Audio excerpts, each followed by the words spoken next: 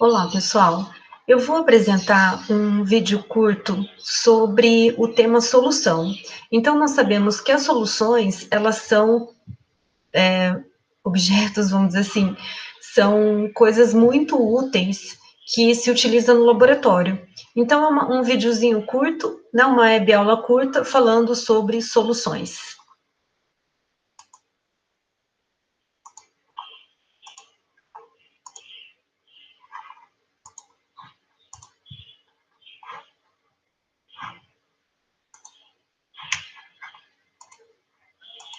Bom, pessoal, soluções químicas é algo que a gente utiliza no laboratório constantemente e ela nada mais é do que uma mistura homogênea, que pode ser uma mistura homogênea de, de várias formas. Ela pode ser uma solução homogênea sólido-líquido, ou ela pode ser uma homogênea só, líquido sólido ou líquido líquido.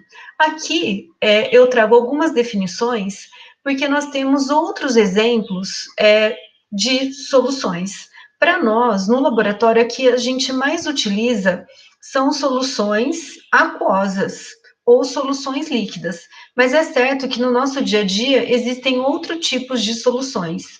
Então, no caso, soluções sólidas, soluções gasosas, como é o caso do gás atmosférico, que é uma mistura de gases, né? No caso, os refrigerantes, pessoal, são soluções, né? Então, eu tenho vários tipos de líquido misturado, tenho sólido também misturado e tenho gás. Mas, se a gente for considerar o refrigerante como uma solução homogênea, a gente não pode considerar a presença do gás. Então, nós definimos soluções como uma mistura, onde eu vou ter o que a gente chama de soluto, que é a substância que é dissolvida, e solvente, que vai ser a substância que dissolve. E essas soluções, quando nós utilizamos em laboratório, nós preparamos em balões volumétricos. Então, não existe preparar soluções fora de balões volumétricos. Então, aqui nessa figura, nós temos a preparação de uma solução do tipo sólido líquido. Então, aqui o meu soluto sólido, o volume do balão que eu desejo preparar minha solução, a adição da água e a homogeneização inicial, e depois o preenchimento da água até o menisco.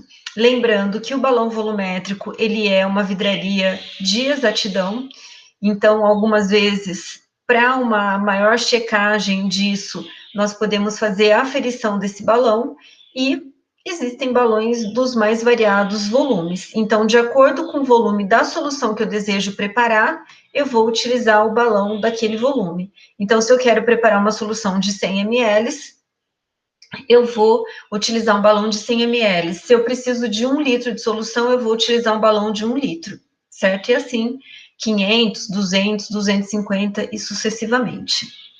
Os materiais, então, que eu utilizo é o balão volumétrico, uma pipeta graduada, se o meu soluto for líquido, um becker, uma piceta de água destilada, se a minha solução for aquosa, e a balança analítica, no caso do meu soluto ser sólido. Antes disso, pessoal, acho que cabe a gente falar um pouquinho sobre a solubilidade. Então, quando eu preparo uma solução, ela é uma mistura homogênea, então eu não posso ter a presença de fase. Então, claro, não tem como eu preparar uma solução e o meu soluto não se dissolver, porque aí aquilo ali não vai ser uma solução, vai ser uma mistura heterogênea, certo? Então, para isso, eu preciso ter o conhecimento sobre solubilidade. O que é a solubilidade? É a massa do soluto que pode ser dissolvida numa certa quantidade de solvente em uma dada temperatura. Então, existe aí, para cada tipo de soluto e para cada tipo de solvente, eu tenho uma quantidade máxima desse meu soluto que eu posso dissolver numa quantidade de solvente ou de água a uma determinada temperatura. Por que eu tenho que especificar a temperatura? Porque, de acordo com a temperatura, eu posso ter uma maior ou menor solubilidade. Então, sempre quando eu vejo a expressão da solubilidade, sempre vai ter a temperatura indicada. Então, normalmente, nós utilizamos o quê?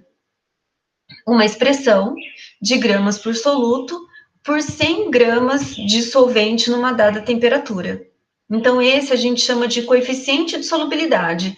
É aquele que vai me dar a proporcionalidade do soluto dissolvido numa certa quantidade de água.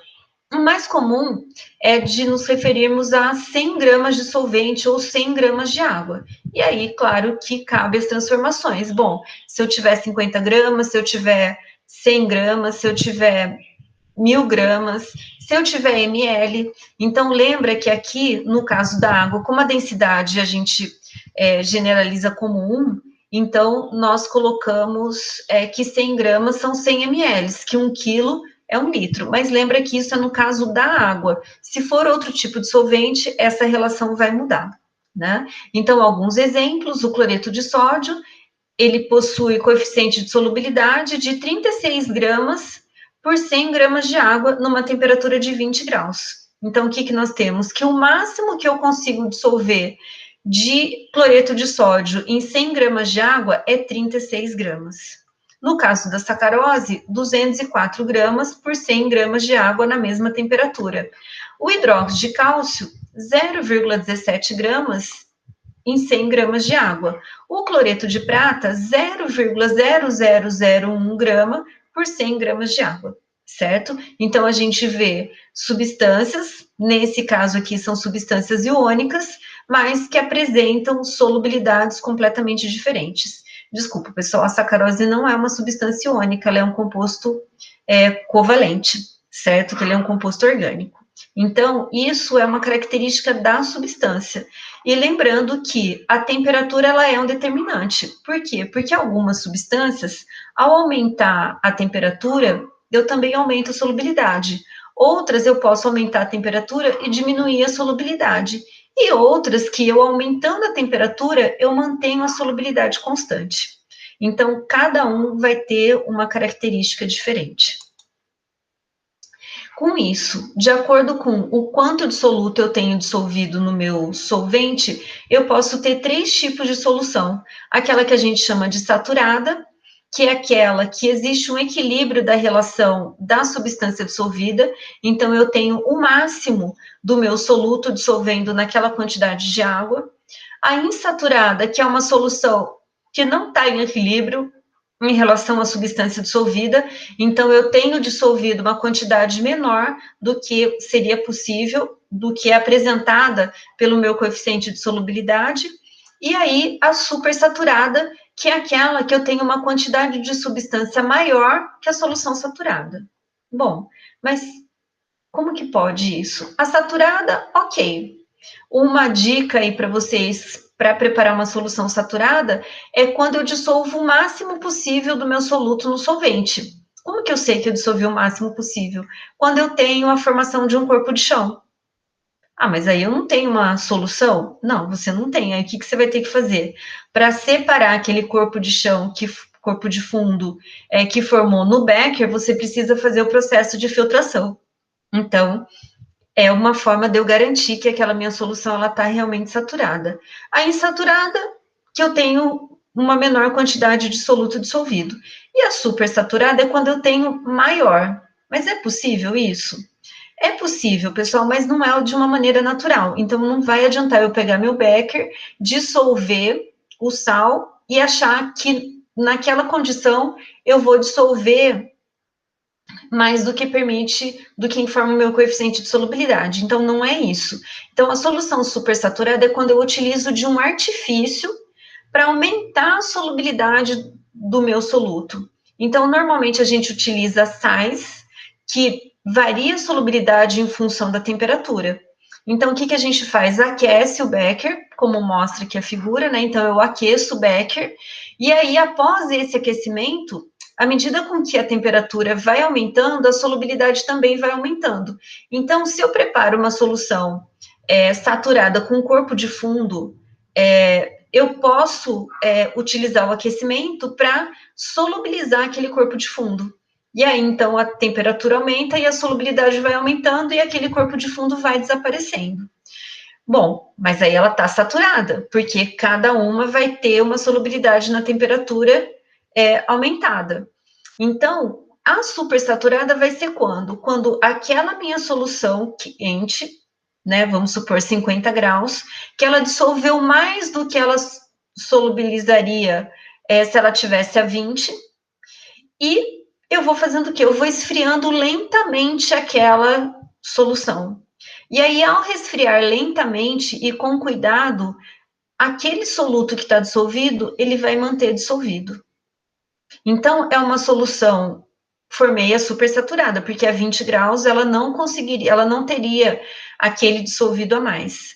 Mas ela é uma solução muito estável. Então, por 24 horas, aquele excesso de soluto que estava solubilizado, ele vai decantar.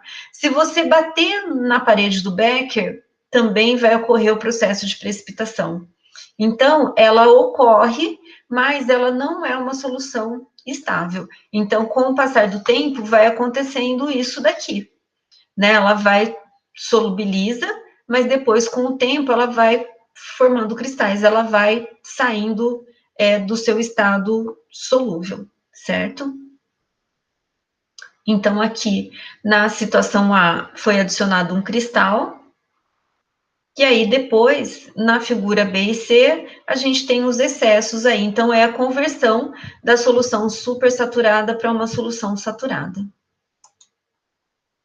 E, claro, quando eu falo em solução, que eu tenho um soluto e dissolvido num solvente, não resolve nada eu falar que eu tenho uma solução de cloreto de sódio, que eu tenho uma solução de sacarose, ou que eu tenho uma solução saturada de cloreto de sódio. Aí você já está dando uma informação melhor. Mas sempre quando eu falo em solução, pessoal, eu preciso falar na concentração. O que é a concentração? É a relação existente do meu soluto em uma determinada quantidade de solvente ou da própria solução. Então, não me interessa eu falar, eu tenho uma solução de nitrato de prata. Aí eu tenho uma solução de ácido sulfúrico. Eu tenho uma solução de ácido nítrico. Porque eu sempre vou precisar ter a concentração. O quanto de ácido clorídrico eu tenho nessa solução? O quanto de hidróxido de sódio eu tenho nessa solução? Quanto de cloreto de sódio eu tenho nessa solução? Por quê? Faz diferença? Sim, pessoal, faz muita diferença, né? Então, é muito diferente eu adicionar o vinagre na minha salada, que é uma solução de ácido acético 5%, e eu adicionar ácido acético glacial concentrado, né? Então, eu preciso ter essa informação. Ah, mas e se não tiver essa informação? Você vai ter que descartar a solução ou armazenar essa solução, porque não tem como a gente utilizar, certo? E aí, quando eu falo em concentração, existem diferentes tipos de formas de eu expressar essas concentrações, ou essas relações de soluto por solvente. Então, uma delas, e é muito comum, é a relação, é a concentração, que a gente chama, que antigamente era chamada de concentração comum, que é a minha relação de massa de soluto pelo volume da minha solução. Então, consequentemente, a minha unidade de medida vai ser gramas por litro. Uma outra concentração bastante comum que a gente utiliza no laboratório é a concentração molar, que antigamente era chamada de molaridade. Qual que é a relação? É do número de mols em função do volume. Então, que aí, abrindo essa fórmula, vai ser a massa do meu soluto dividido pela massa molar vezes o volume. Eu tenho também a fração molar, que vai ser uma relação do número de mols do meu soluto em função do meu número de mols total. Quem que é meu número de mols total? Vai ser o número de mols do meu soluto mais o número de mols do meu solvente. Lembrando que o número de mols é a massa dividido pela massa molar. Eu posso ter a concentração que envolve a relação massa-massa, que a gente chamava antes de título e massa, que é simplesmente uma porcentagem, é uma relação da massa do soluto pela massa da solução. Ou eu posso expressar em termos de porcentagem, multiplicar simplesmente por 100%. Então, eu posso ter essa relação de massa e posso ter essa relação de volume. Então, que o meu título em volume vai ser o volume do meu soluto em função do meu volume total. E posso expressar isso em termos de porcentagem quando eu multiplico isso por 100%, certo? Então, essas, pessoal, são as concentrações mais comuns que a gente utiliza no dia a dia. E aqui, alguns exemplos. né? Então, tanto de preparo de solução, como também de concentração, medidas de concentração. Então, só voltando um pouquinho, quando eu falo de solução e de concentração, claro que eu preciso tudo isso, ter o conhecimento sobre isso para preparar soluções. Então, quando eu preparo solução, qual é a primeira coisa que eu faço? Eu preciso saber qual é o volume que eu desejo e qual é o tipo de solução. Então, se é uma solução 10% de ácido clorídrico ou uma solução 5% de NaOH, né, 100 ml, quero preparar 100 ml de uma solução de 5% de NaOH. Então, eu primeiro preciso separar a vidraria de laboratório, separar o meu soluto e fazer o procedimento adequado, certo? Normalmente, então, a primeira coisa é fazer o cálculo da massa ou do volume necessário. Depois disso, partir para os procedimentos experimentais, de fazer uma pesagem cuidadosamente, se o meu soluto for sólido, ou uma pipetagem adequada, se o meu soluto for líquido. Transfiro para o balão, adiciono água, na verdade, eu já preciso ter um pouco de água dentro do balão, né? E depois adiciono o meu soluto, adiciono um pouco mais de água, agito o balão e depois, então, completo o volume até o menisco. Agito e a minha solução está pronta, certo? Então é isso, pessoal. Depois isso vai estar disponibilizado e vocês podem resolver esses exercícios que envolvem, então, o preparo de soluções. Algumas referências, livros clássicos da química analítica, e espero que ajude vocês. Eu espero que essas informações ajudem vocês nesse tópico de soluções e para as boas práticas de laboratório, que eu vou comentar um pouquinho mais com vocês sobre isso, certo? Então, até daqui a pouco, pessoal. Tchau, tchau.